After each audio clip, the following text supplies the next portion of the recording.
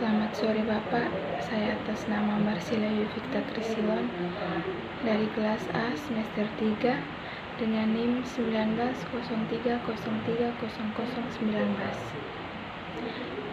Di sini saya akan menjelaskan makalah metode penelitian sosial. A. Paradigma penelitian sosial. Yang pertama, Kuhn dan paradigma ilmu pengetahuan. Gagasan paradigma memiliki asal-usul kuno dalam sejarah pemikiran filosofis. Itu digunakan baik oleh Plato, berarti model, dan oleh Aristoteles, berarti contoh. Dalam ilmu sosial, penggunaannya telah digelombangkan dan dibungkam oleh berbagai makna yang berbeda.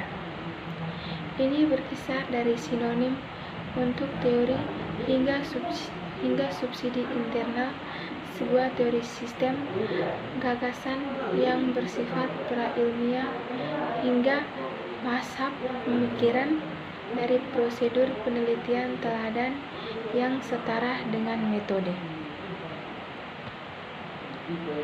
Yang kedua, 3 pertanyaan dasar. Setelah mendefinisikan dan membatasi konsep paradigma secara singkat, membahas aplikasinya pada ilmu-ilmu sosial. Ada 3 pertanyaan dasar, yaitu pertanyaan ontologis, berarti menyangkut sifat dan bentuk realitas sosial. Yang kedua, pertanyaan epistemologis, yaitu berhubungan antara siapa dan apa. Yang ketiga, pertanyaan metodologis, yaitu bagaimana realitas sosial dipelajari. Oleh karena itu, ketiga pertanyaan tersebut saling terkait.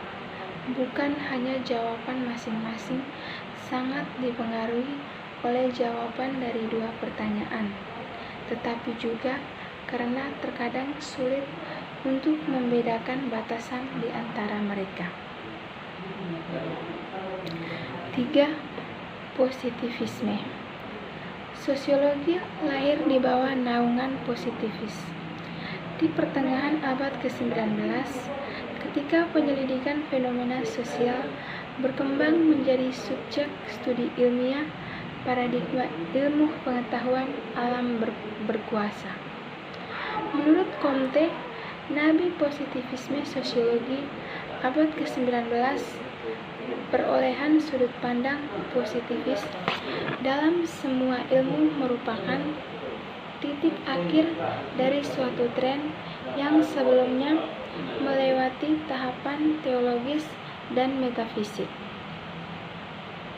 Perkembangan seperti itu tidak terjadi pada saat yang sama di semua disiplin ilmu. Pertama kali terjadi dalam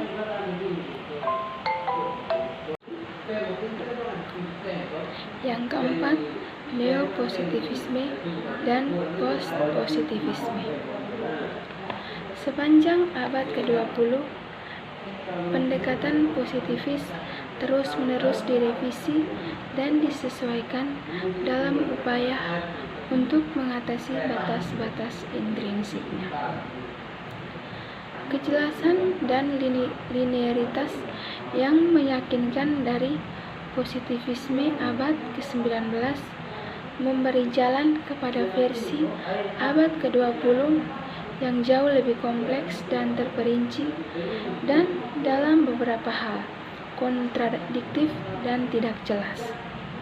Namun, beberapa asumsi dasar dipertahankan, seperti realisme ontologis dan peran utama pengamatan empiris dalam memahami dunia. Interpretivisme. Paradigma yang disajikan pada bagian ini mengalami perkembangan tersebut. Kami akan memperkenalkan visi awal sosiologi interpretatif yang berutang baik pada kolaborasi metodologinya maupun upaya pertamanya pada penelitian empiris pada awal abad ke-20 kepada Max Weber.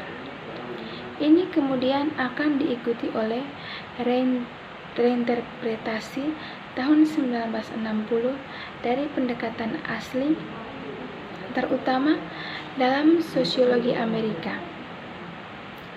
Hal ini pada gilirannya memunculkan berbagai jalur pemikiran yang ditemukan dalam interaksionisme simbolik, sosiologi fenomenologi, dan etnometodologi yang terlepas dari perbedaannya dan disatukan oleh penekanan yang sama pada interaksi individu. Yang keenam, kritik dan kecenderungan baru. Radikalisasi tren ini memunculkan semacam empirisme anti-spekulatif di mana metode dan kemudian data berkuasa di atas tugas ilmuwan sosial dan tidak lagi merumuskan teori, kemudian mengujinya secara empiris, tetapi mengumpulkan dari mendeskripsikan data di bawah ilusi naif bahwa data berbicara sendiri. Ini adalah proses reedukasi progresif yang mulai berbagai fase. Yang pertama, batas-batas eksploitasi teoritis menurut pertanyaan verifikasi atau konfirmasi hipotesis ditekankan dengan mengorbankan penemuan. Selanjutnya, perhatian dialihkan dari konten ke metode. Penekanan ini pada validasi empiris ini berarti pertanyaan yang tidak dapat diterjemahkan dengan segera dan hanya ke dalam prosedur yang dapat diverifikasi secara empiris dikeluarkan dari pertimbangan teoritis. B. Yang pertama, paradigma neopositivisme. Selama bertahun-tahun, perdebatan kuantitatif dan kualitatif untuk penelitian sosiologis telah mengalami pasang surut. Bentrokan yang hidup dan membuahkan hasil pada tahun 1920-an dan 1930-an memunculkan hasil yang berharga di kedua sisi perpecahan dan memberikan kontribusi signifikan terhadap kemajuan disiplin ilmu. Pada tahun 1940-an dan pada 1950-an, pada pengaruh pertama 1960, diskusi mengalami fase tenang di mana perspektif kuantitatif modernisasi. Pada tahun-tahun itu, penelitian kuantitatif dianggap sebagai macam peneliti sosial anak dini, dan citra ahli strategi tidak jauh berbeda dengan reporter berita, baik yang status ilmuwan sosialnya ditolak.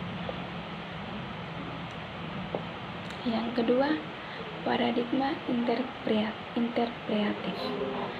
Penelitian dilakukan sejak awal sebagai studi perbandingan yang bertujuan untuk memahami kesamaan apa saja yang dimiliki geng dan apa yang spesifik untuk masing-masing geng.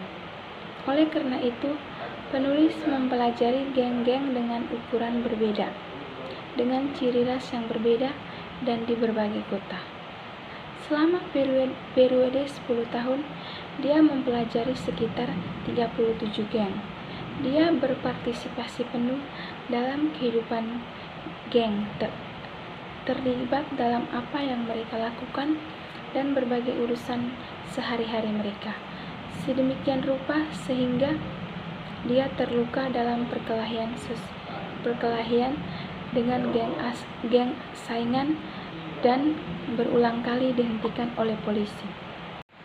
Yang ketiga, kuantitatif dan kualitatif.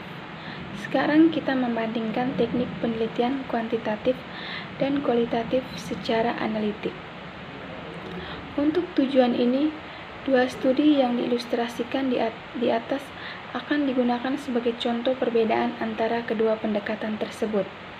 Tidak lagi dalam hal premis filosofi dan epistemologisnya, tetapi dari penerapan konkretnya pada penelitian akan diperjelas dengan analisis berikut. Untuk memfasilitasi perbandingan 4 fase dari setiap teknik perencanaan, pengumpulan data, analisis, dan hasil yang dirangkum. Jika kami harus memilih satu fitur keseluruhan untuk membedakan secara ringkas antara dua jenis penelitian ini, mungkin akan mengharapkan penelitian berbagai fase yang mengarah dari awal ke laporan akhir. Penelitian yang dilakukan oleh Sampson dan Laub menampilkan pola geometris yang mencolok. Eksposisi teori formulisnya dalam istilah model yang dapat diuji secara empiris, perencanaan penelitian, pengumpulan data, analisis data, dan pengembalian. Perlu dicatat bahwa format ini bukan hanya penyajian materi yang teratur, melainkan ekspresi demi tatanan konseptual yang memandu penulis melalui pekerjaan mereka dan yang normal dari visi penelitian sebagai proses linear yang rasional. Dalam kasus penelitian kuantitatif yang dialami oleh paradigma neopositivisme, hubungan ini terstruktur dalam fase berurutan secara logis. Menurut pendekatan deduktif secara substansial yang berusaha untuk membenarkan, yaitu mendukung teori yang dirumuskan sebelum dengan data empiris. Dalam kerangka teori yang dirumuskan sebelumnya dengan data empiris, memberikan hipotesis tentu yang akan menjadi dasar dan kerja lapangan. Dalam penelitian kualitatif yang bersumber dari paradigma interpretatif, terdapat hubungan yang terbuka dan interaktif antara teori dan penelitian dengan sengaja menghindari perumusan teori sebelum kerja lapangan dimulai, dengan alasan hal ini dapat menghambat kemampuannya untuk memahami sudut pandang subjek yang diteliti. Baik, itu saja materi dari saya. Jika ada kesalahan kata, saya memohon maaf. Selamat sore, terima kasih Bapak.